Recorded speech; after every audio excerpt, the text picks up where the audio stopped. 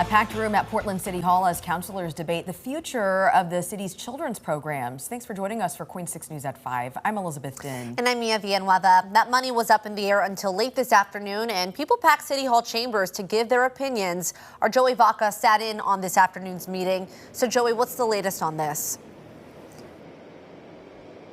Mia, Liz, folks leaving City Hall today with smiles on their faces after getting what they want. The conversation to give those grants back was an emergency ordinance. That means they needed 9 yes votes for it to go through. After lots of public testimony and lots of discussion between city councilors, it passed without a hitch. The ordinance passes with 12 yes votes. Children's programs across the city set to receive their grant funding, after all, through the Portland Children's Levy. But before today, that wasn't a sure thing. Earlier this month, city councilors voted 7-5 to reject PCL's $65 million grant package for the next 3 years. They chose instead to extend current grants, sparking outrage from community members. Our youth can't wait. We are the leaders on the front lines, mentoring, guiding, and protecting Black and brown youth across Portland. The PCL funding is not a luxury, it's a lifeline. You said you wanted to hear from community. Center our voices even now.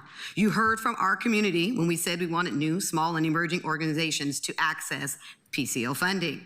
Others highlighting the diversity of the PCL allocation committee, urging councilors to change their minds. We helped shape the recommendations to ensure that the widest variety of communities and the widest possible amount of supports could be provided to communities that need it. This portfolio extended to college-age youth for the first time.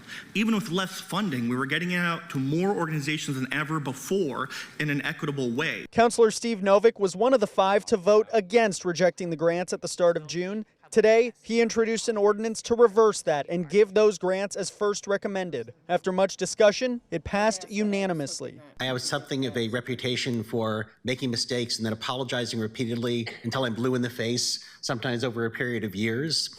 And I don't think that doing that is essential to being a good public official, but being willing to change your mind and admit mistakes is. So I really appreciate serving in a body where there are people willing to do that.